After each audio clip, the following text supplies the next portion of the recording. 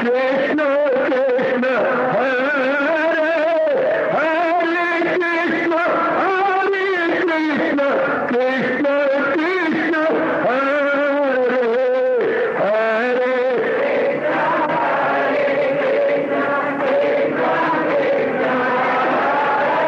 बहुत अच्छे।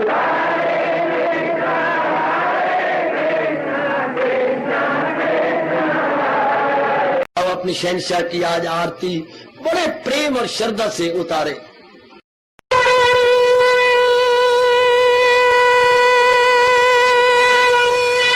ओम जय जगदीश जय हरे स्वामी जय दीनानाथ हरे भगत दास जनों के अवगुण क्षण में दूर करे। हरिओम जय जगदीश हरे जो ध्यावे दुख विनिचे मन का दाता दुख विनिचे मन का सुख तू मची गई आवे सुख तू कष्ट मिटे तन का। हरिओम जय जगदीश हरे कहा तुम मेरे शरण पड़ूं मैं किसकी स्वामी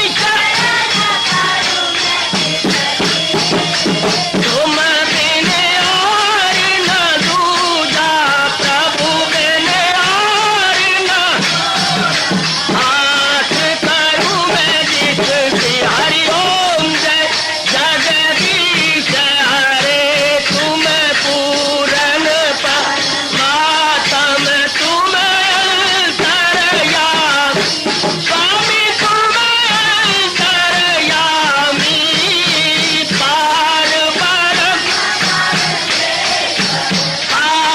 परम परमेश्वर तुम सबके स्वामी। हरिओम जय जगदीश हरे तुम करुणा के तुम पालन करता सब तुम्हारा करता मैं रखिया ज्ञानी मैं सेवक प्रभु की कृपा करो भरता। हरिओम जय जगदीश हरे तुम हो एक अगोचर सबके प्राणपति स्वामी सबके प्राणपति किस विधि मिलूं दयालु किस विधि मिलूं कृपालो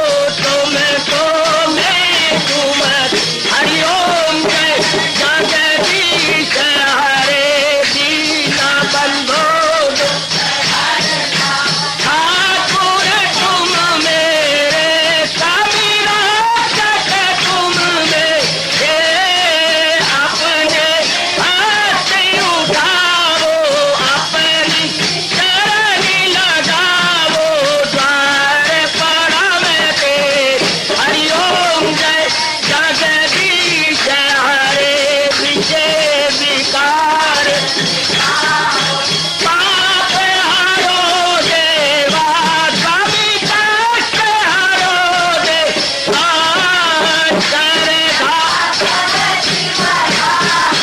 श्रद्धा प्रेम बढ़ाओ श्री गीता जी की से। हरिओम जय जगदीश हरे मन धन सब कुछ है तेरा सब कुछ है तेरा तेरा तेरे अर्पण तेरा तेरे समर्पण क्या लागे मेरा। हरिओम जय जगदीश हरे जय जगदीश हरे स्वामी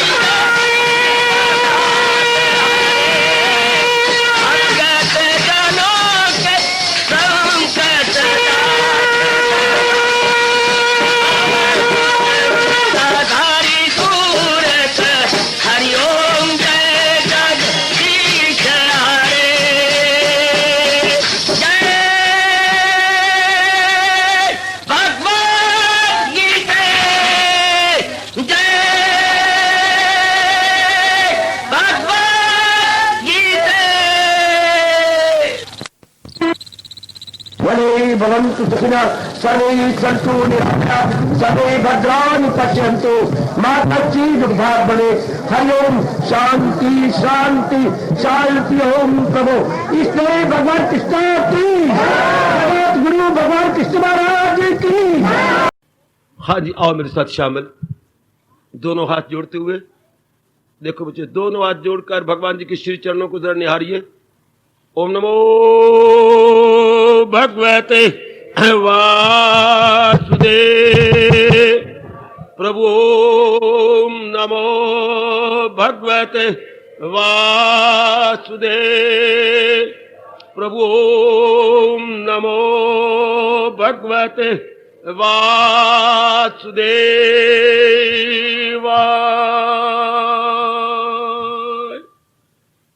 कृष्णाय वासुदेवाय हरिये परमात्मने प्रणत क्लेश नाशाय गोविंदाय नमो नमः। गोविंदाय नमो नमः।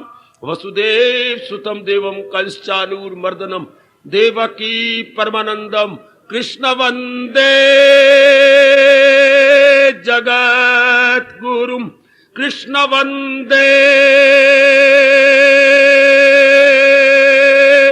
जगत गुरुम। श्री कृष्ण शरणौ मम। श्री कृष्ण शरणौ मम। श्री कृष्ण शरणौ मम। 18वें अध्याय में अभी कोई प्रश्न नहीं करना चाहिए आपको। अभी सारी बातें अधूरी है, वैसे यथासंभव विस्तार करने की चेष्टा की गई और कर भी रहा हूं, जैसे मेरे प्रभु मुझे प्रेरणा दिए जा रही है। आप अभी अब प्रतीक्षा कीजिए प्रश्नों के उत्तर के लिए। अभी मुझे पूरी उम्मीद है जो जो हम आगे बढ़ेंगे आपके नाना प्रकार के प्रश्न के उत्तर आ जाएंगे। मोक्ष के बारे में मैंने तो बड़ी कोशिश की है कोई शंका न रहे, पर अभी आप में कई शंकाएं उठती हैं। मुक्ति ये पहले ले लो, फिर मैं आगे विस्तार करूं। यही आधार है मुक्ति का, त्याग। तो आप डर जाती हैं, एकाग्र हो जाओ। आप घबरा जाती हैं, त्याग। क्या मजा आया, त्याग तो करना ही है। जब मन डरे ना, त्याग, सब कुछ, रिनंसिएशन, तरकुल दुनिया। तो आप घबरा जाएंगे, तो मन को फौरन समझाया करें, मन ये कोई हैरानगी की बात है। वो दिन आ नहीं रहा जब को सबको छोड़ के चला जाएगा। कुछ जाने वाला है, घर का, दर का, बाहर का, अपने कारोबार का, क्या सब कुछ भगवान ने ये प्रथा नहीं चलाई हुई? क्या हमारे दिन निश्चित नहीं है? तो कब छोड़ के निकल नहीं जाएंगे जरूर? तो फिर इसमें तो कोई हैरानगी नहीं हुई, जाना तो पड़ेगा। ये तो अनादिकाल से प्रथा बनी है, जो जन्मागा वो शरीर छोड़ेगा। तो दलाई इसमें है कि उसके पहले तैयारी कर ली जाए। हाय, अरे सुन, बुद्धिमत्ता तो इसमें है, जब जाना ही है तो पहले उसकी तैयारी क्यों ना करे? फिर त्याग से हैरानगी क्या? त्याग से आपके थरथर क्यों कांपती हैं? आपके लब भी कांपती हैं, आपके हाथ भी कांप सकती है। आग तो करना नहीं क्या? जब आखिरी दिन आ जाकर सबको छोड़ के यहां तक के काया जिसके लिए नाना प्रकार के पापड़े वेले जाती हैं, इसको भी हमें छोड़ के जाना पड़ता है। तो छोड़ना तो है ही, पर पहले क्यों ना तैयारी कर ली जाए, ताकि उस समय महसूस ही ना हो। उन छात्रों को या स्टूडेंट्स को हम कितना अच्छा मानते हैं जो इम्तिहान की तैयारी पहले कर लेती हैं और इम्तिहान के दिनों में कहके मारती हैं। उन्हें सारी सवाल आती है, कोई उनको हैरानगी नहीं, कोई उनकी कंपी नहीं लगती, बिल्कुल शांत, आनंदित और अपने आप में मस्त है। माना ये एक बड़ी भारी परीक्षा है, कठिन परीक्षा है, सबको छोड़ते हुए चले जाना। लेकिन भगवान इसकी तैयारी करवा रही है, बार बार समझा रही है। बार बार अपने मन से कहिएगा, है ये त्याग के आधार पर मुक्ति। दुनिया वालों को क्या लियाकत है, उनको पता भी था छोड़ के जाना है, अब उनको जबरदस्ती जाना पड़ता है। कभी कोई तैयारी नहीं, कभी नाम नहीं इससे लेना, कभी इधर सोचना नहीं। या तो हो भी, मैं नहीं सोचूंगा तो ये दिन आएगा नहीं, आना तो होगा ही। कोई ना सोचे तो भी दिन आता है, तो फिर उसकी तैयारी क्यों ना की जाए? आपको पता है लड़की की शादी अगले महीने की 5 तारीख को है, तो फिर तैयारी करनी चाहिए। हमारा एग्जाम जो है 1 जनवरी को है, तो उसकी तैयारी होनी चाहिए। इस तरह पता है, और इसका तो पता कोई नहीं। एक जिनके अंतःकरण निर्मल हो जाते हैं उनको रब बता देते हैं तेरा दिन आने वाला। आम तो आदमी को पता नहीं, मेरे कभी शरीर को छोड़ के चल देना है। जब ये बात है तो पहले सोच लेना चाहिए कि मैंने ऐसी तैयारी करनी है। और कोई और हम श्रद्धालु हैं, हमारे में सतगुण की बढ़ोतरी है, हमारे लिए ये विचार करके मन में बिठाना आसान है, क्या सब कुछ भगवान का है। बस यही हमारे वैदिक धर्म में एक बहुत कारगर तरीका बताया गया है। ये बहुत ही अच्छा तरीका बताया गया कि सब कुछ भगवान का। मैं कुछ लाया नहीं थी, ना इस जहान से ले जाने वाला हूं, ना मैं लाया था जब मैंने जन्म लिया था तो भी कुछ नहीं लाया था, और जब इस जहान फानी से कूच करूंगा कुछ भी नहीं ले जाऊंगा। That's all. कितनी मौत की बात हो मेरे सजनों, मेरी देवियों, मैं कुछ लाया नहीं था, कुछ ले नहीं जाने वाली, ये सब मेरे भगवान का है। भगवान के प्रति आपको श्रद्धा है, भगवान के प्रति आपको प्रेम है, लगन है, इसलिए बड़े बार बार कहिए, अनेक बार कहिए, आखिर बात बैठ जाएगी। क्योंकि प्रकृति का यह नियम है, सुनो पर खुश हो जाओ, जैसा सोचोगे वैसा बनोगे। ये नियम बनाना नहीं है, ये मेरे सजनों, मेरी कल्याणकारी देवियों, नियम बनाया है। सिर्फ हमने बार बार कह के इसको पक्का कर लेना है। जब ये बात सत्य है, as we think so we become, ये अपने भारतीय मनोविज्ञान का मेरे चौथा चैप्टर है ये, जैसा सोचोगे वैसे बनोगे। गीता जी के 17वें अध्याय में आता है, अकीदा ही इंसान की तस्वीर है। इंसान की तस्वीर वो नहीं जो कि कैमरे से शॉट स्नैप लिया जाता है, इंसान की तस्वीर वही है जो उसके अंदर विचार है, उसकी भावना है। सही रूप में तो हमारी पिक्चर ये है, जो हमारे अंदर उद्वेग उठती है, भावनाएं है, संस्कार है, विकार है, ये है इंसान। यथार्थ में हम ये है जो हमारे अंदर बीत रही है। अब इसके बारे में सोच लेना चाहिए बार बार। अब ये विचार बार बार कह के बिठाइए, सब कुछ मेरे भगवान का है, जरूर बैठ जाएगी बात। बार बार फिर बिठाइए, सब कुछ मेरे मालिक का है, मेरा है ही नहीं, ये तो मेरे प्रभु के ही। बस ये बार बार बिठाएंगे बात, बेड़ा पार। जो ही यह भाव आप में बैठ जाएगा, बेड़ा पार, यह है ही मालिक का, तब आपके लिए त्याग बहुत ही आसान हो जाएगा। अनेकों ने पुरुषार्थ किया, कामयाब हो गई हैं। हम कोई नए सिरे से नहीं कर रहे, अनेक कामयाब, ऐसा सोचो, अनेक कामयाब हुई। जीवनियां पढ़ो अपने भक्तों की, आप पढ़िए की तरफ। नारी भक्त लीजिए, नारी भगत लाइब्रेरी से लीजिए, बल्कि घर में खरीद के रखिएगा। कितनी चूठी की हिंदुस्तान की भक्तिमती नारियां हुई हैं जिन्हें तैयारी कर ली पहले ही। कितनी अच्छी उनकी जीवनी बताई, किसने तैयारी की, अगर जैसे उन्होंने की आप भी करो। कितने हमारे भक्त हुए, आप भक्तों की जीवनियां लीजिए, लाइब्रेरी में बहुत से भक्तों की जीवनियां पढ़ी हैं, जो बड़े प्रोमिनेंट भक्त है, बड़े चोटी के भक्त हुए हैं, बड़े लोकप्रिय भक्त, उनकी जीवनियां पढ़िए। उन्हें कैसी तैयारी की, आपको उत्साह मिलेगा। आप भी अपने मन को वैसा बनाने की चेष्टा करेंगे, लेकिन है त्याग से। और कोई तरीका था नहीं, है नहीं, और हो ही नहीं सकता। एक यही तरीका है, त्याग। और त्याग सबको करना है, चाहे वो जहान का प्यारा हो, चाहे वो भगवान का प्यारा हो। भगवान के प्यारे तरीके से तैयारी करके अपना कल्याण कर लेते हैं।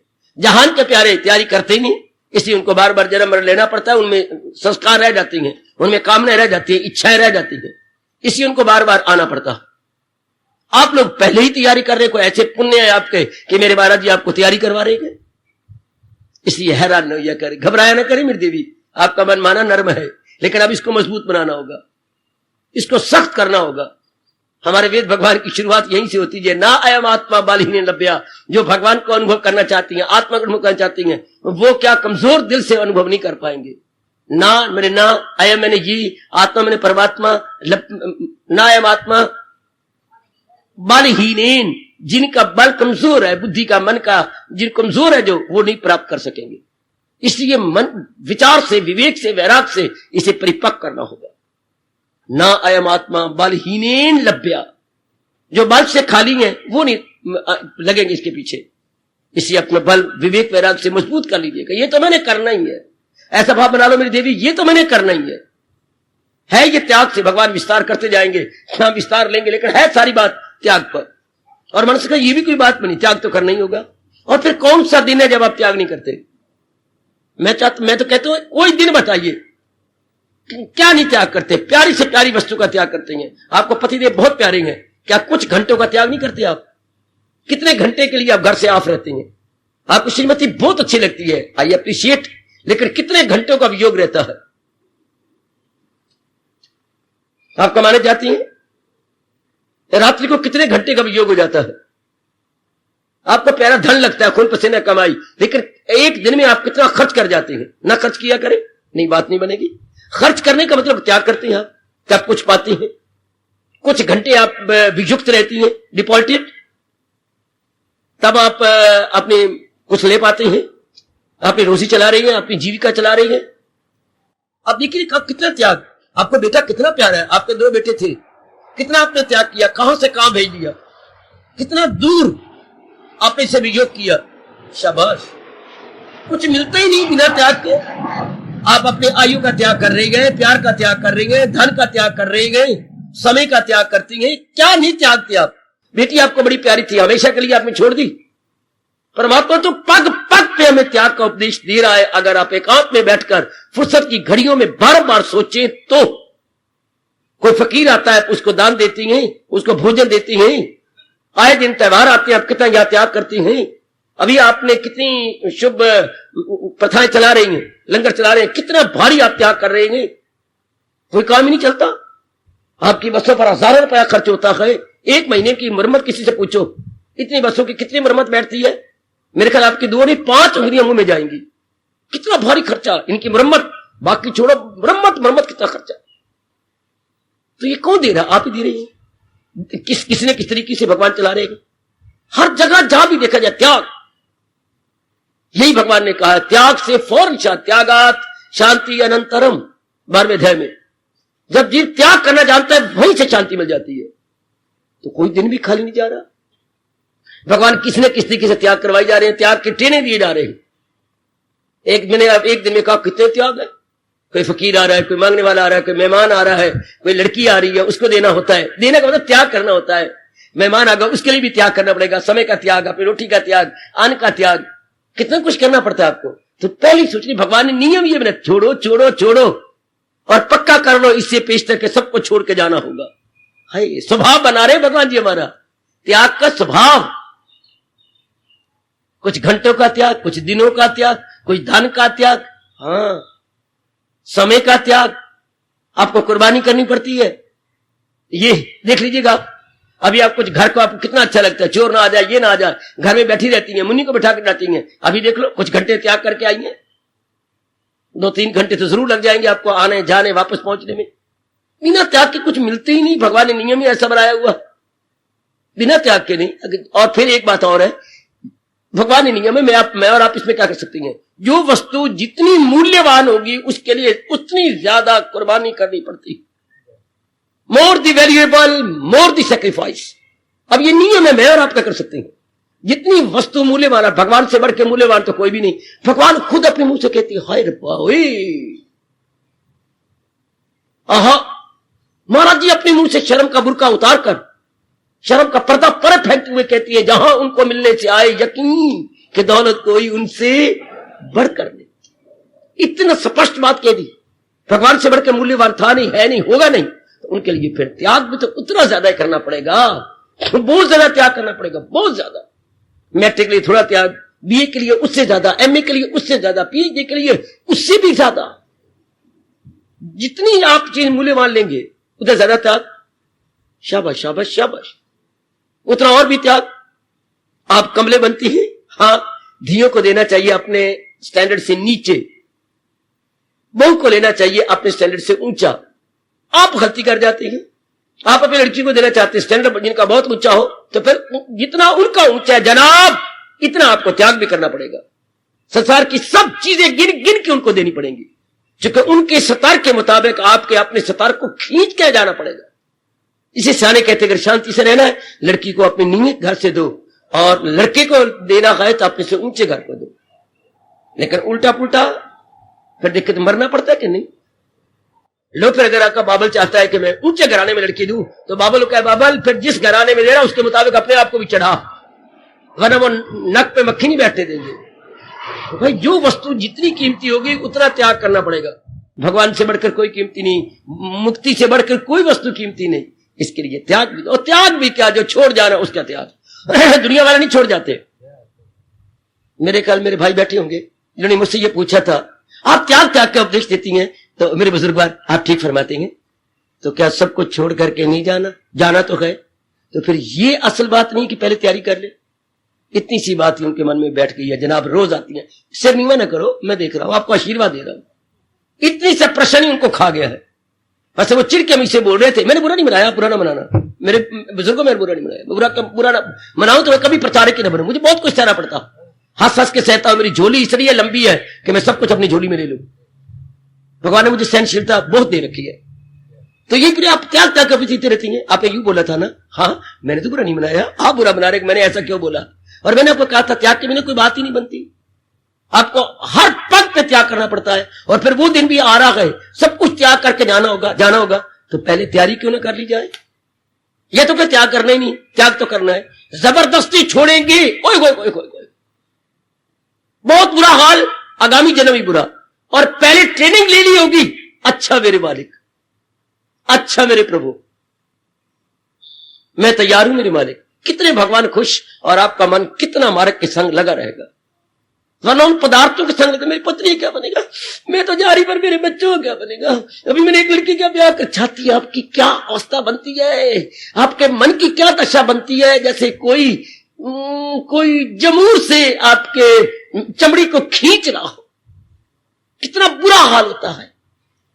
ना चाहने पर जब शरीर छोड़ना पड़े, है दुर्दशा, बहुत दुर्दशा। मैं तो वर्णन नहीं करता, आपका मन और न डर जाए। बहुत दुर्दशा, जैसे मानो कई बिच्छू एकदम काट रहे हो, ऐसा महापुरुषों ने वर्णन किया। और जिनकी पहले तैयारी हुई उनको मालूम ही कुछ नहीं होता।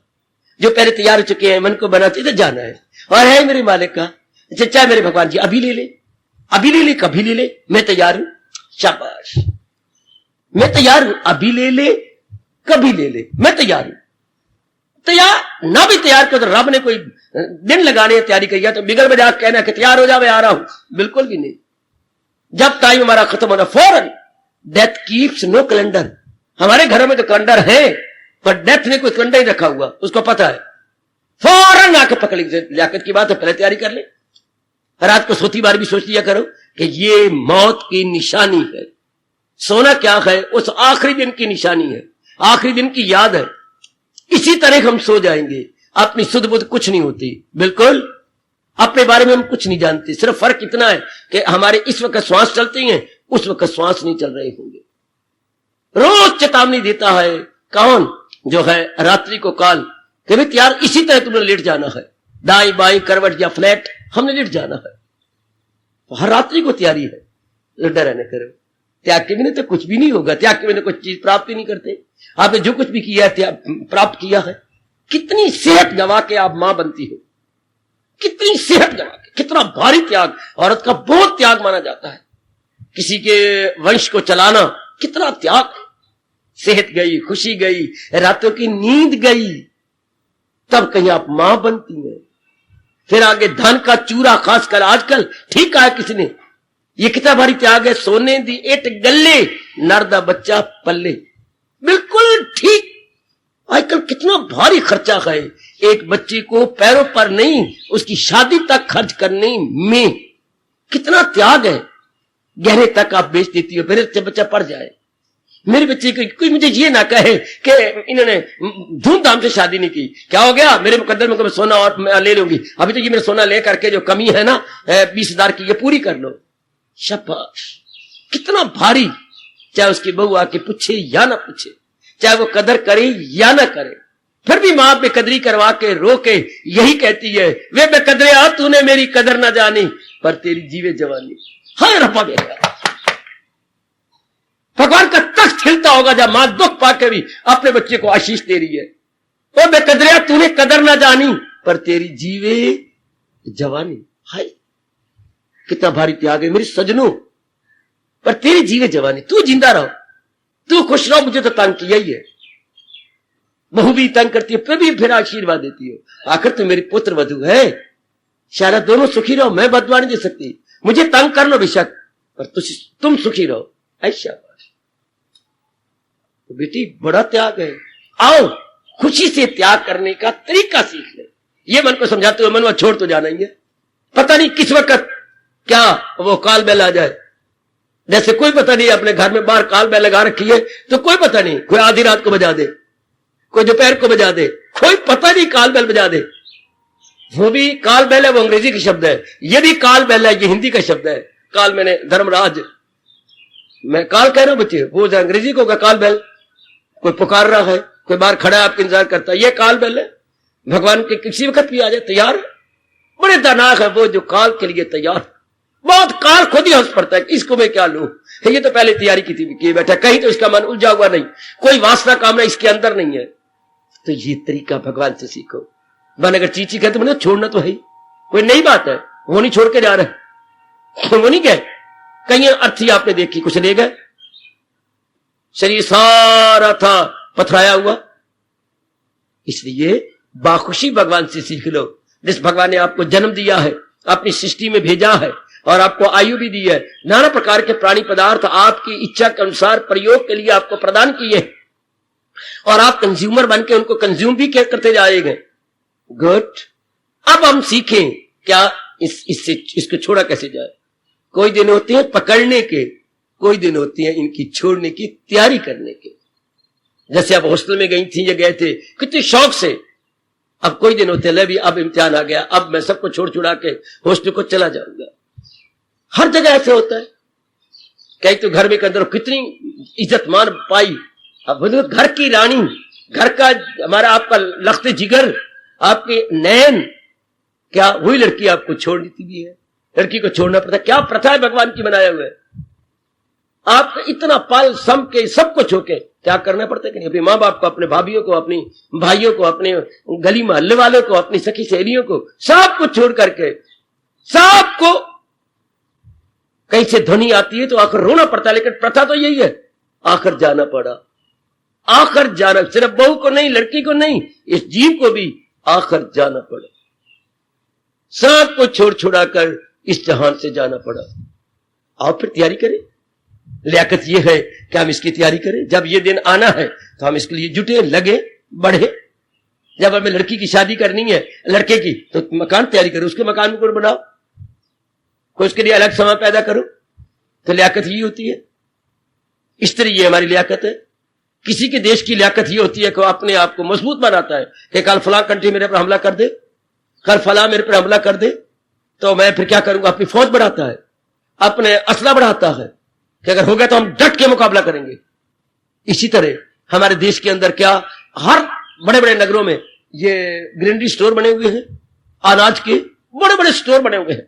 अगर कल बरसात ना आए और अनाज ना बने या ओले पड़ जाए तो क्या देश के बच्चे भूखे मर जाएंगे, क्या अकाल पड़ जाएगा, कैद पड़ जाएगा। इसको बचाने के लिए टनों टन, अभी आपके सड़क के नीचे कितना बड़ा अनाज घर बना हुआ है, कितना बड़ा।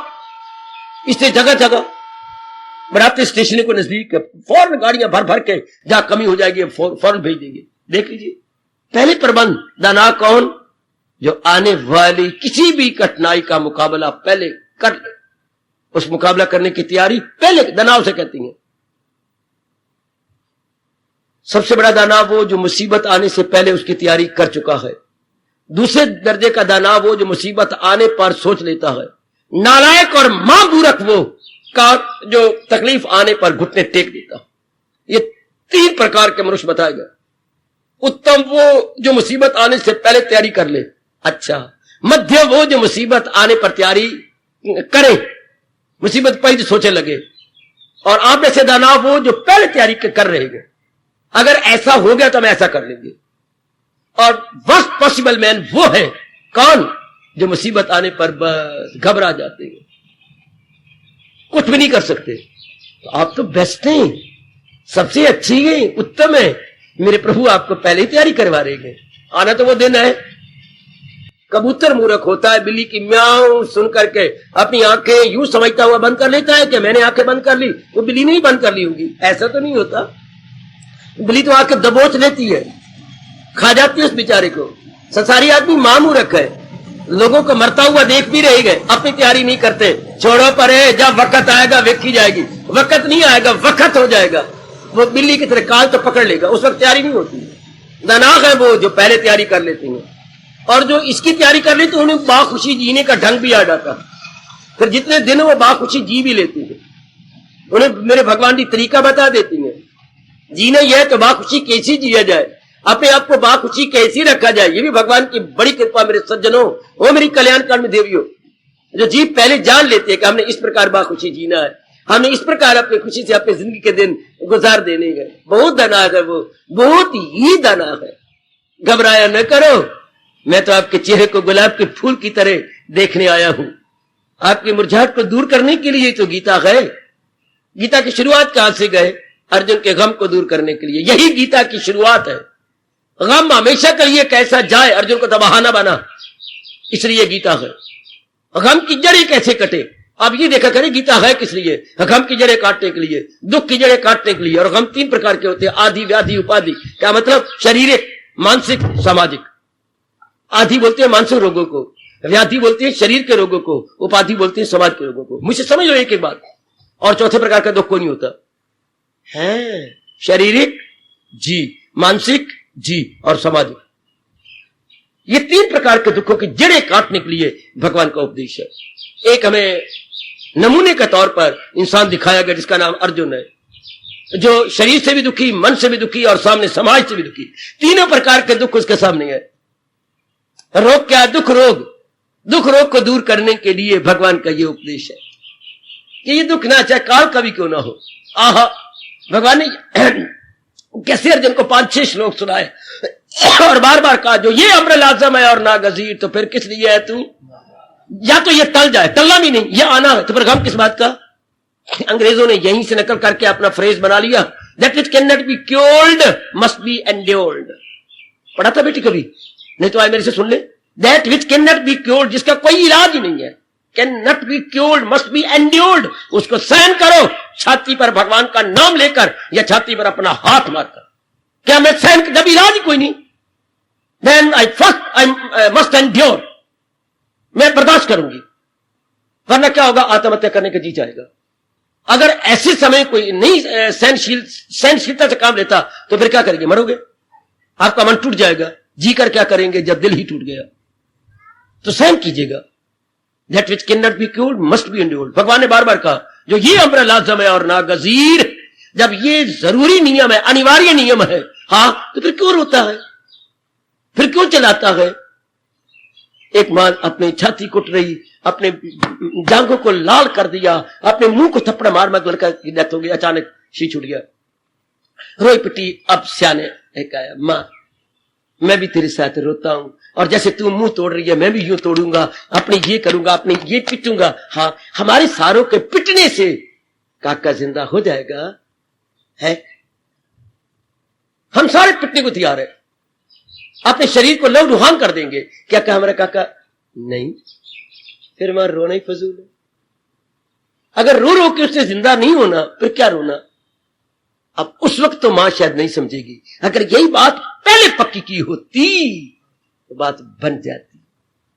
जैसे आप इमरजेंसी के लिए, बीमारी के लिए या अचानक कोई ऐसी घटना के लिए बैंक में अलग बैलेंस रखते हो, वास्ता रब दाजे या अपनी खुशी का वास्ता, आप भी ज्ञान को अलग रख लो कुछ ऐसी कठिनाई के लिए।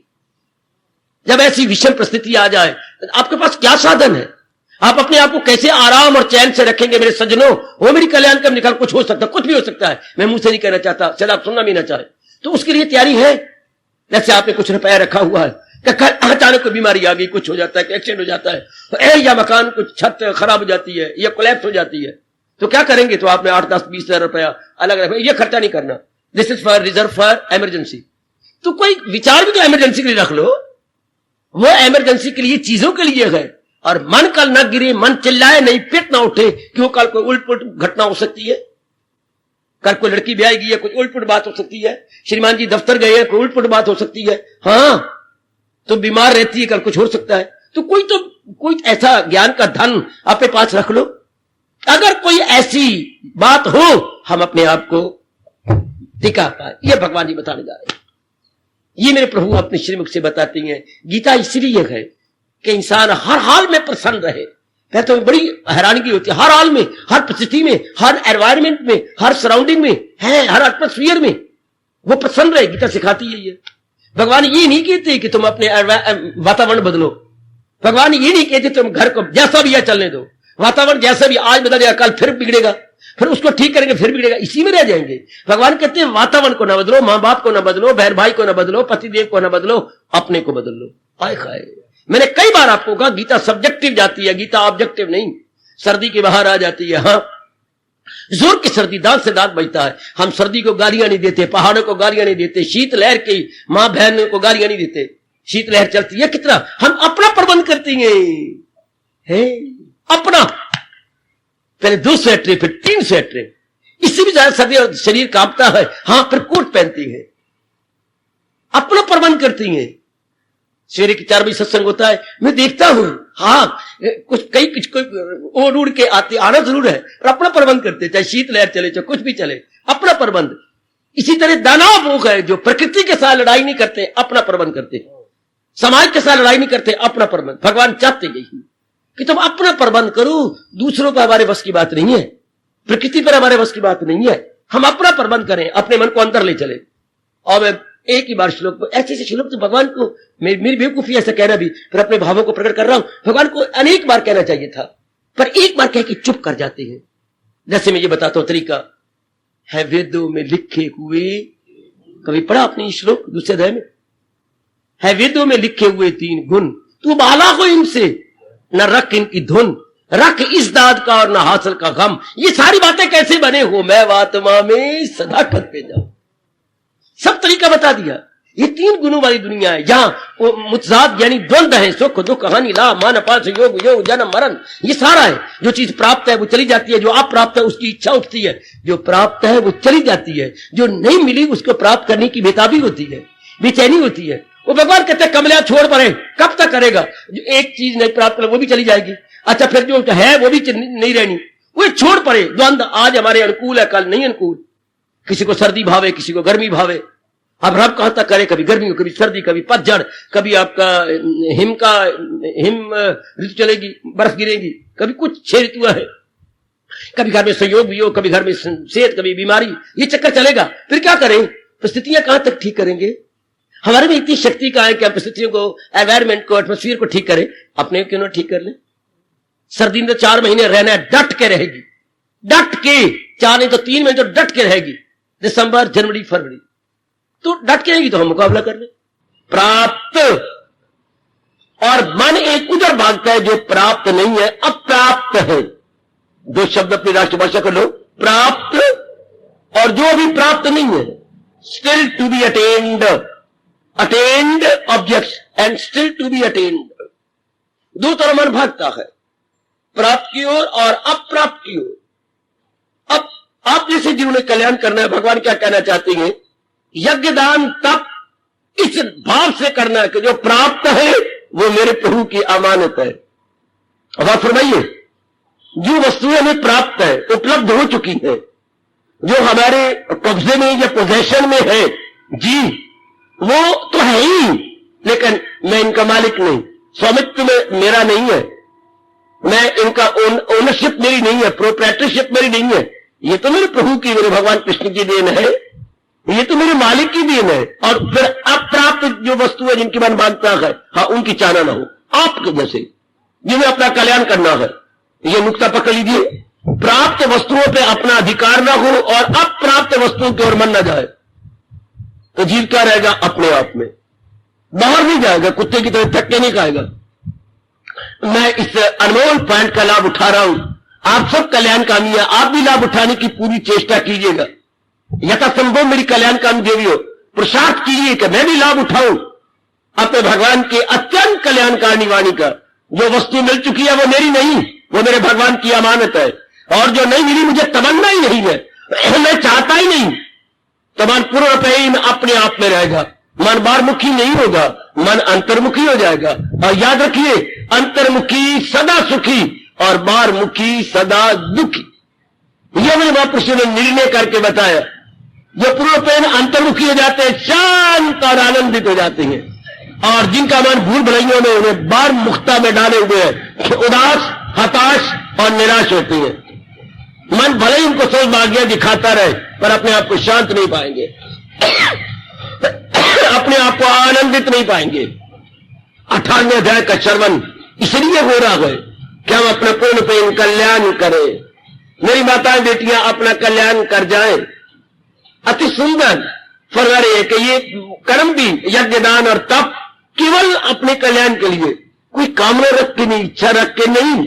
देखिए हजूर अपने श्रीमुख से क्या करेंगे, यही फैसला मेरे नजदीक गए। गौर फरमाइए, श्री भगवानुवाच यही फैसला मेरे नजदीक वे, यही राय पुख्ता गए और ठीक गए कि यज्ञ और सखावत रियाजत भी कर, ताल्लुक रकुम से न फिक्रे समर। यज्ञ दान तब तो कर और काम में रख के नहीं, उनमें आसक्त होके नहीं, क्योंकि मैं कल्याणकामी जीव हूं, मैं कल्याण चाहती हूं, इसलिए मेरा कर्तव्य है कि मैं इन तीनों को भगवान जी के अनमोल उपदेश के अनुसार संपन्न करूं, इन तीनों को मैं पूरा करने में जुट जाऊं। इस तरह अंतःकरण निर्बल हो जाता है। जैसे आप देख रही हैं, जैसे आप अपने अंदर गोता मार के अनुभव भी कर रही हैं, करो करो शुभ कार्य केवल भगवान के नाम पर करो, करो केवल अपने इष्ट देव को रिझाने के लिए, उनके इस भाव को सिरे चढ़ाओ जो भगवान ने 9वें अध्याय में कहा, फकत मेरी खातिर तो हर काम कर, हवन दान दे सब मेरे नाम पर, तेरा खाना पीना हो मेरे लिए, तेरा तप से जीना हो मेरे लिए। इस जन्म में एड़ी चोटी का जोर लगाकर हम इसे चरितार्थ कर दिखाए, हम अपने भगवान को प्रसन्न कर लें। मेरी देवियों, अपने इस जन्म में पूरा पुरुषार्थ करें। भगवान ने हमें अपनी गीता सुनने का, समझने का सुअवसर नहीं, स्वर्ण अवसर दिया। इस जन्म में तो हम लाभ उठाए। गीता को सुनना, गीता को समझना आसान नहीं, तो भगवान ने हमें विशेष बुद्धि प्रदान की है कि गीता को हम नित्य प्रति सुन रहे हैं, नित्य सायं नित्य प्रातः इसमें गोता लगाया जा रहा है, इसके अनुसार अवस्था बनाने की अपनी ओर से पूरी चेष्टा की जा रही है। Then you please try, still more try, try, try, try again. कितना अच्छा महापुरुषों ने कहा, standing at the foot boy, gazing at the sky, how can you get a boy if you never try? So try, try, try again. जमीन पे खड़े होकर आकाश की ओर देखती हूं और चाहती हूं कि मैं भी पक्षियों की तरह उड़ारियां भरूं, तो पुरुषार्थ करो और पुरुषार्थ करो और पुरुषार्थ करो, भगवान आपको साधन दे देगा उड़ने के। इसलिए जो दिव्या सज्जन चाहती है कि हम अपना कल्याण करें, पुरुषार्थ करो, क्योंकि जहां दिलो जान से पुरुषार्थ किया जाता है वहां भगवान शामिल हो जाते हैं। वाह, जब अब पूर्ण प्रेम जुटेंगे, ये याद रखना, वहां भगवान शामिल है। और जब दिल में चाहना हो, हमारे दोनों के दिल में चाहना है श्रोता वक्ता कि हम अपना कल्याण करें गीता के माध्यम से, जुटे हुआ तो भगवान शामिल, भगवान फिर दूर नहीं होते, भगवान हमारे में सम्मिलित हो जाते हैं और हमें दिव्य शक्ति प्रदान करती है कि हम अपने इस आंतरिक इच्छा को पूर्ण कर दिखाएं। जुट जाओ मेरी देवियों, बस ये ध्यान देते रहना, कहता हुआ मैं आगे जा रहा हूं, सकाम कामना न हो, केवल अपने भगवान के लिए, केवल अपने कल्याण के लिए। ये क्वेश्चन हो सकता है क्या कि अपने कल्याण के लिए इसमें स्वार्थ नहीं है? नहीं, भगवान जी कहते हैं जो शुभ इच्छा होती है वो भगवान की दी होती है। सुनर्जन में ख्वाहिश हो इंसान की, जो दुश्मन न हो धर्म ईमान की, जो धर्म अनुकूल इच्छा होगी वो भगवान ने प्रदान की है। हम जो संसार संबंधी इच्छाएं हैं उनको कामना कहती हैं, उनको इच्छाएं कहती हैं। एक बात और कह दूं, आवश्यकता और कामना में कितना अंतर है, जितने दिन और रात में अंतर माना जाता है। आवश्यकता तो परमात्मा पूरी कर देता है, कामना कभी पूरी हो ही नहीं सकती। आवश्यकता परमात्मा पूरी करते हैं, जरूरियात जिंदगी, डिजायर्स ऑफ लाइफ भगवान पूरा करती है, लेकिन डिजायर्स ये कभी पूरी नहीं होती, कामना कभी पूरी नहीं होगी, आवश्यकता की पूर्ति हो जाती है। इस तरह हम लोग अपने भगवान के भरोसे होते हुए जुट जाए, जो हमारी परम आवश्यक आवश्यकताएं हैं वो तो पूरी होती जाएंगी, कामना हमने करनी नहीं। कामना तो वो कमबख्त किया करती है जिन्होंने संसार को यथार्थ रूप में जाना नहीं, जिन्होंने संसार को भगवान की दृष्टि से नहीं देखा, वही कामना करके हैरान और परेशान होते हैं। और जिन्हें संसार को भगवान की दृष्टि से देख के अनुभव किया नित्यम असुखम, यहां का हर प्राणी पदार्थ अनित्य है और अत्यंत दुखदायी है। ओ मेरे कल्याणकामी सज्जनों, मेरी कल्याणकामी देवियों, वो जीव बड़ी जल्दी अपना उद्धार कर लेते हैं, उनका मन में कामना समाप्त हो जाती है, नहीं नहीं उन्मूलन हो जाती है और मन हमेशा के लिए अपने आप में रहता है। वो पुरुषार्थ करते हुए दिखाई देती है लेकिन मन उनका कामनाओं में गलतान नहीं होता, इच्छाओं में मरे हुए नहीं होते, वो इच्छाओं में अपने अंतःकरण को जख्मी नहीं करते। किए तो जा रही है, अपने आप को जुटाए जा रही है, लेकिन अपने आप में मस्त। ऐसे जीव अपनी साधना में कामयाब हो कि सिद्ध बन जाते। ऐसों के लिए मेरे भगवान कहते हैं 18वां अध्याय उनके लिए मुबारक है। ये मुक्ति प्रदाता 18वां अध्याय का तो पूरा पूरा लाभ उठा जाएंगे। इनकी आंतरिक अवस्था ये बनती है कि मैंने अपना जुट जाना है। जैसे मेरे सरताज मेरे मन के राजा भगवान कृष्ण आपने श्रीमुख से बता और समझा रहे हैं, मैंने अपने आप को ऐसा लगा देना है, मैंने अपने आप को ऐसा जुटा देना है। बस तो आप जानते ही है क्या, जब इंसान अपनी ओर से जुट जाता है, हिम्मत मर्दा मदद कन्हैया, हिम्मत मर्दा मदद कन्हैया, कन्हैया उनकी पूरी मदद करती है, हमारे प्रभु उनकी पूरी, जो अपनी ओर से बौद्धिक मानसिक और शारीरिक रूप से कोई कसर नहीं छोड़ते, अपने आप को जुटाती रहती हैं, अपने आप को लगाती रहती हैं। ओ मेरी कल्याणकामी देवियों और सजनों, फिर तो बात बन गई। कभी भी मुश्किल ना कहा करे। मुश्किल तब है जब श्रद्धा ना हो, मुश्किल तब है जब शौक ना हो, मुश्किल तब है जब उसमें रुचि ना हो, तब तो एक आसान काम भी हमारे लिए मुश्किल बन जाता है। लेकिन जब एक विशेष रुचि उत्पन्न हो जाती है, फिर कठिन भी काम आपके लिए बड़ा सरल और सुबोध हो जाता है, बिल्कुल सरल। क्योंकि practice makes a man perfect. इंसान जुटा रहे तो ये तीनों कर्म जो भगवान यज्ञ दान और तप फरमा रहेंगे आसान है, जुट जाएंगे और हमारे प्रणोक बना देती हैं। जैसे प्रभु ने कहा, वो कामना से ना हो, वो इच्छा से ना किया जाए, बल्कि मैं कल्याणकामी हूं, अपनी इस आंतरिक कामना को पूरा किया चाहता हूं, इसलिए मुझे ये तीनों में उत्साह होकर जुट जाना है, पूरा करना है। इन तीनों में मुझे अपने आप को लगा देना है। भगवान करे आपकी भावना पूरी हो। और कल्याणकामी देवियों, भगवान करे ये आपकी आंतरिक शुभ इच्छा प्रभु पूरी करे। नियत तु संन्यास कर्मणा न उपपद्यते मोहात् परित्याग तामसा परिकीर्तिता। हरि ओम तत्सत्, हरि ओम तत्, हरि ओम तत्सत्। अब सरकार अपने श्रीमुख से अपनी ही बात को विस्तार करते हुए फरमाने लगे। अपनी बात का विस्तार करके हमारे प्रभु कह रहे हैं कि जो काम सब पर तेरे फर्ज गए न छोड़ उसको, ये फर्ज एक कर्ज गए, ये तर्क एक फरेबे जहालत समझ, ये त्याग एक तमोगुण की सूरत समझ। और यथार्थ त्याग, इस पर प्रकाश डाला जा रहा है, क्योंकि भगवान ने कहा त्याग से मुक्ति है, त्याग से जीव को पूर्ण शांति मिलती है। पीछे क्या था, त्यागा शांति अनंतरम के तर्क समर से फौरन सकू। और त्याग के आधार पर जीव आवागमन से छुट्टी पाना चाहता। तो आप इस बात पर विशेष कहा कि पहले ये देख लो आपके कर्तव्य कर्म क्या है, ऑब्लिगेटरी ड्यूटीज क्या है। पहले ये देखिए आपका कर्तव्य कर्म क्या है, लाजमी कर्म क्या है जो आप छोड़ नहीं सकते। आप खुद ही जान लो, आप खुद ही गहराई में उतर जाओ मेरे देवियों मेरे सजनों, कि कौन से कर्म आपके लिए लाजमी है, ऑब्लिगेटरी है या अनिवार्य है या कर्तव्य कर्म है। भगवान कहते कभी ना छोड़ो। ये आप में भ्रांति है कि जब मैंने कल्याण करना हो या मैंने अपने मुक्ति का लेनी हो तो मैंने ये छोड़ दूंगा। कर्तव्य कर्म ना छोड़ो। गहराई में उतरना ये हर एक का अपना अपना प्रश्न है और अपना अपना ही उत्तर है। भगवान तो एक यूनिवर्सल बात या सार्वभौमिक बात किए जा रही है। जो कर्तव्य कर्म आपका है वो नहीं छोड़ना, वो करते जाना है। क्यों?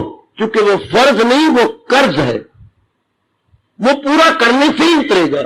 मां के प्रति कुछ फर्ज है, पिताजी के प्रति कुछ, अपने बहन भाइयों के प्रति कुछ, पत्नी और पति के प्रति। आपने शादी की है, बच्चे बनाए बड़े शौक के साथ, इनके प्रति जो आपका कर्तव्य है पूरा कर दो, मालिक के नाम पे पूरा कर दो। क्योंकि ये पूरा करने से ही फर्ज कर्ज के रूप में खत्म होंगे। अगर हम इनको छोड़ देंगे, करने तो फिर भी पड़ेंगे। अगर कोई गलती छोड़ देता है तो दृष्टांत देते हुए महापुरुष हमारा मजाक उड़ाते हैं। क्या? बच्चा एक सवाल निकालना है जो कि उसके होमवर्क मिला हुआ है, उस होमवर्क में वो सवाल कर रहा है, ठीक, 2 4 5 बार उसने स्लेट पर कोशिश की सवाल निकालने की, सवाल नहीं निकला, पीछे से उसका जवाब नहीं मिलता, क्रोध में आ गया, उठाई स्लेट, दीवार के साथ पटक के 4 टुकड़े कर दिए। सवाल नहीं निकला, स्लेट को तोड़ दिया।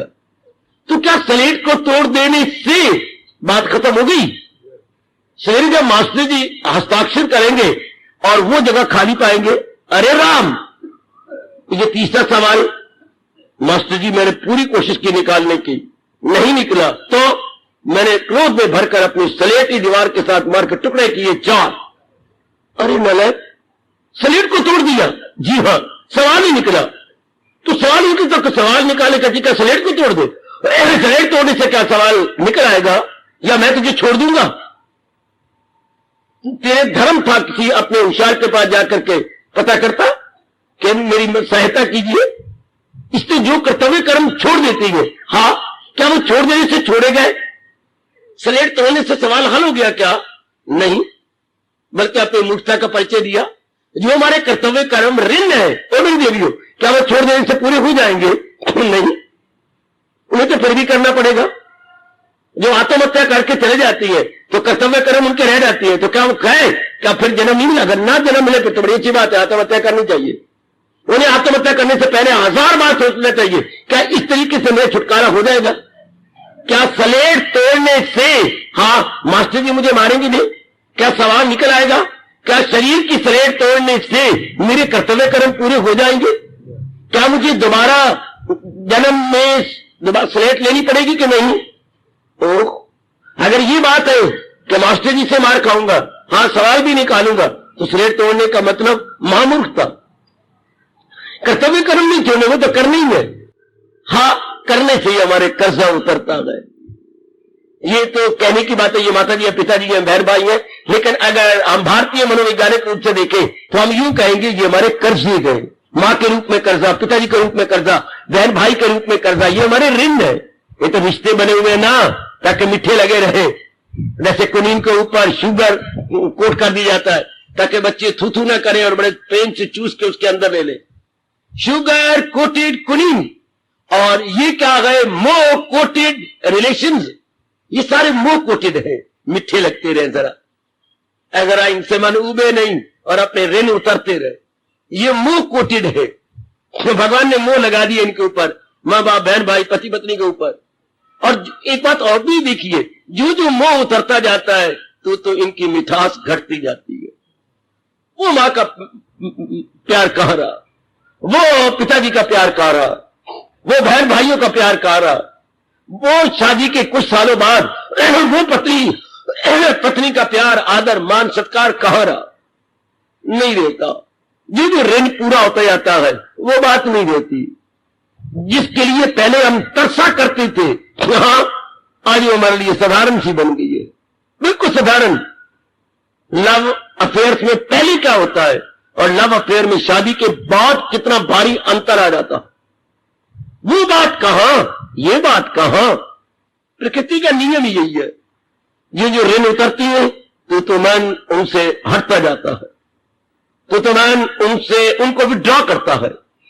मुझसे पूछा जाना चाहिए ऐसी अवस्था क्यों है? इसलिए कि जीव आजमा ले, सब चाहने वाले प्राणी पदार्थ को आजमाता जाए, इसको आजमा, उसको आजमा, ये आजमा, वो आजमा ले, आखिर में क्या पाएगा? तृप्ति नहीं होगी। जितनी मर्जी कोशिश करता है उससे तृप्ति नहीं बनेगी। फिर चाहे मेरे जैसे कहे या ना कहे, अपने कड़े तजर्बों के आधार पर आप भगवान की ओर मुड़ चलेंगे। भगवान हर एक को अपनी ओर लाना चाहती है, कड़े तजर्बे करवा करके। ये ध्यान दीजिए, कड़े तजर्बे करवा के जीव ने आना भगवान के। जब कोई भी हमें बताने वाला ना हो, कोई भी हमारा मार्गदर्शक ना हो, ना सही, पर हमारे कठोर तजर्बे गुरु बन के, हमारे टीचर और इंस्ट्रक्टर बन के हमें भगवान की ओर ले चलेंगे। कितना अच्छा भारतीय कवि ने कहा, सुरखरू होता है इंसान ठोकरे खाने के बाद, रंग लाती है वो मेहंदी पत्थर पे पिस जाने के बाद। जितना मेहंदी को आप रगड़ेंगे पत्थर पर, उतना रंग ज्यादा चढ़ेगा। इंसान ठोकर पे ठोकर खाकर आखिर में भगवान का प्यारा बनता है। ये मेरे भारत से जो ध्वनि निकली है, ठोकर खा खा ठाक कर लब्बा, ठोकर पे ठोकर खा के आखिर में ठाकुर जी की ओर, अपने भगवान जी की ओर लगता गए, रोता हुआ कि मेरे लिए अब कोई चारा नहीं, गुजारा नहीं, कोई हीला नहीं, कोई वसीला नहीं। अब वो मालिक के दरबार में आकर अपना कल्याण करता है, भगवान की ओर आकर अपनी विनती करता है, मुबारक देता हूं कि आपने बहुत ठोकरें नहीं खाई, थोड़ी ठोकरे के बाद भी आप में एक इनकलाब आ गया, थोड़ी ठोकरे के पश्चात आप में एक रौनक आने लग गई। तो यही मेरे भगवान कहना चाहते हैं। क्या हमारे कृष्ण, हमारे सरताज जगत गुरु क्या कह रहे गए, क्या कि जो काम सर पर तेरे फर्ज गए न छोड़ उसको, ये फर्ज एक कर्ज है। ये अब आपने गौर फरमाना है। हर एक दीदी ने गोता मारना है कि मेरा जो फर्ज है वो मैंने पूरा करूंगी भगवान के नाम पर, अपने प्रभु के नाम पर मैं उसे पूरा कर दूंगा। बस उसके बाद मैं गुजारिश कर रहा हूं, मना का बिल्कुल शांत। अब क्या होगा, अब क्या बनेगा, अब आपको समझ आ जाएगी कि सच्चा त्याग क्या है और भ्रांति से पूर्ण त्याग क्या है। सच्चा त्याग यही होता है अपने फर्जों की अदायगी की जाए। हाँ, ये बात है, पहले हम अदायगी या फर्जों को पूरा करते थे वासना कामना रख के, अब कर्तव्य कर्म करेंगे भगवान के प्रेम को रखकर, उपासना को रखकर, वाह, भगवान की भक्ति भाव को रख के अब अपने कर्तव्य कर्म पूरे किए जाएंगे।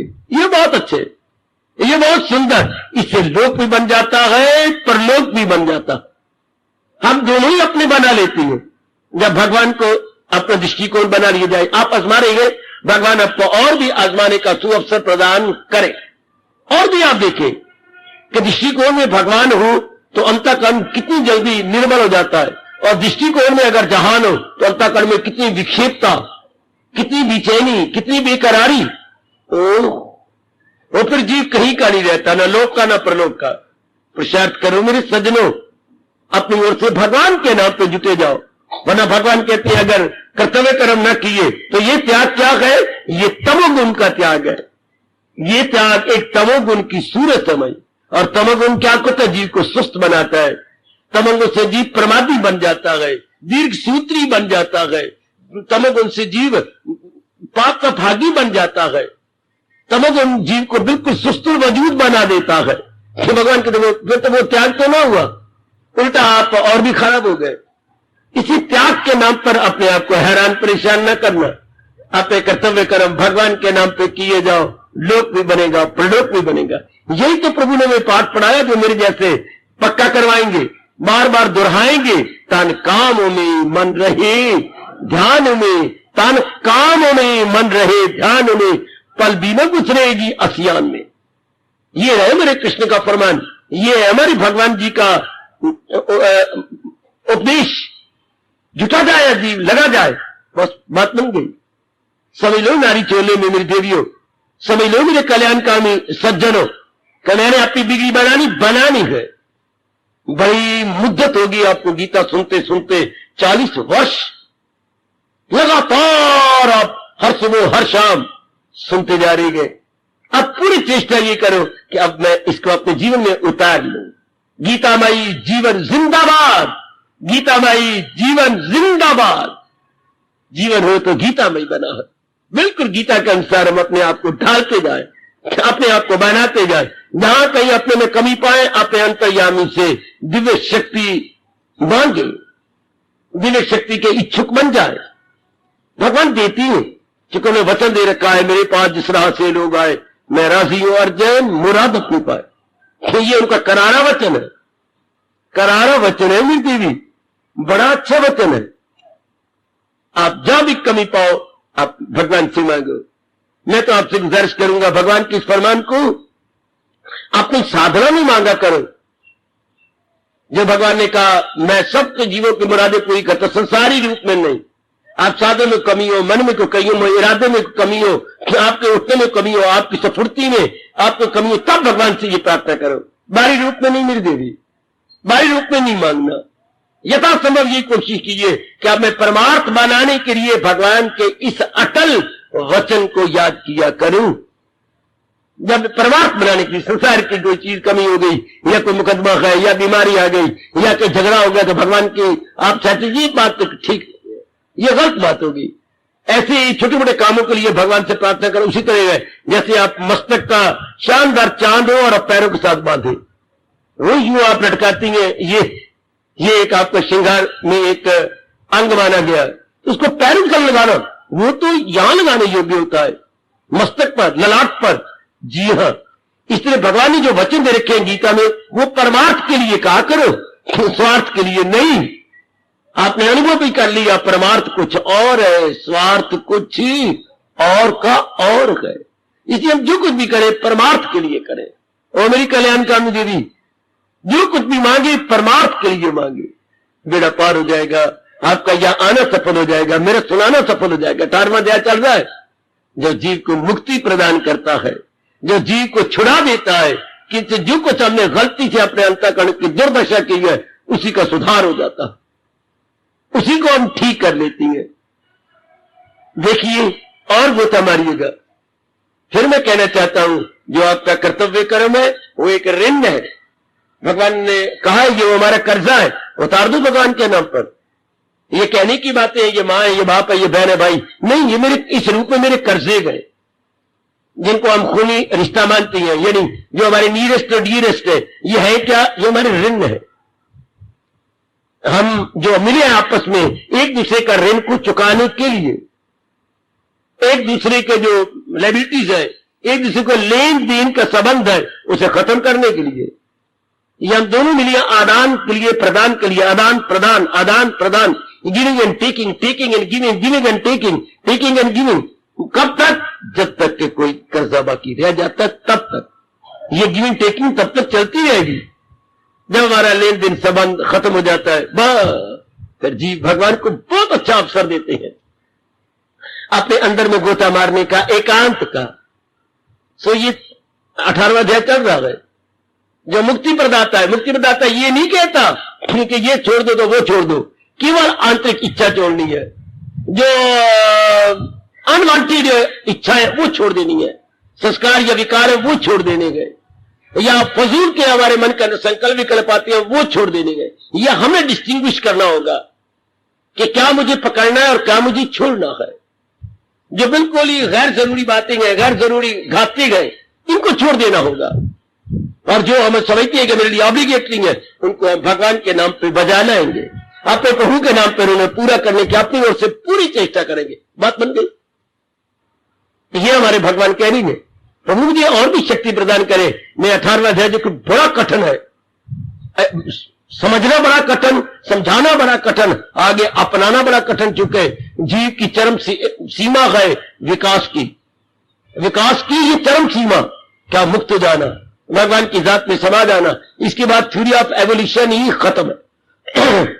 No more theory of evolution. जहां जीव इस अवस्था में जा पहुंचा बस विकास अपनी चोटी को पहुंच गया, डेवलपमेंट अपनी चोटी को पहुंच गई।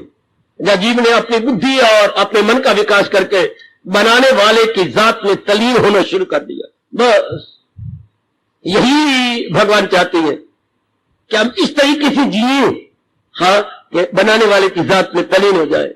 गंगा इस तरीके से चले जहां से निकली जाए उसी सागर में समा जाए, उसी पारावार में एक मेक हो जाए।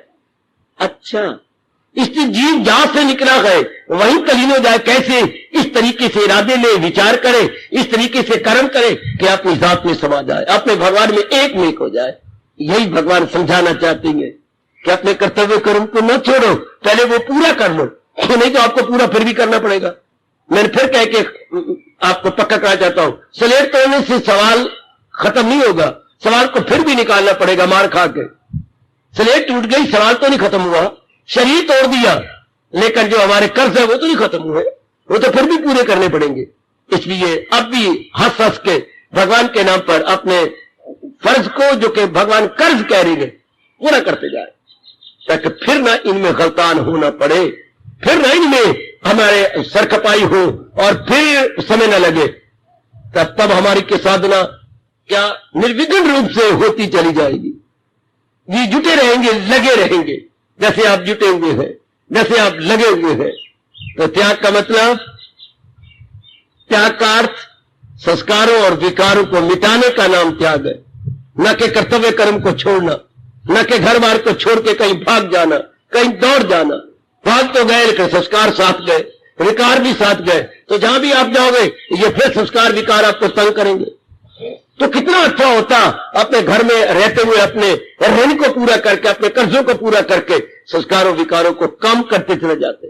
ये भगवान कहते हैं जो असली है अर्जुन यही त्याग गए, सतोगुण अर्जुन यही त्याग।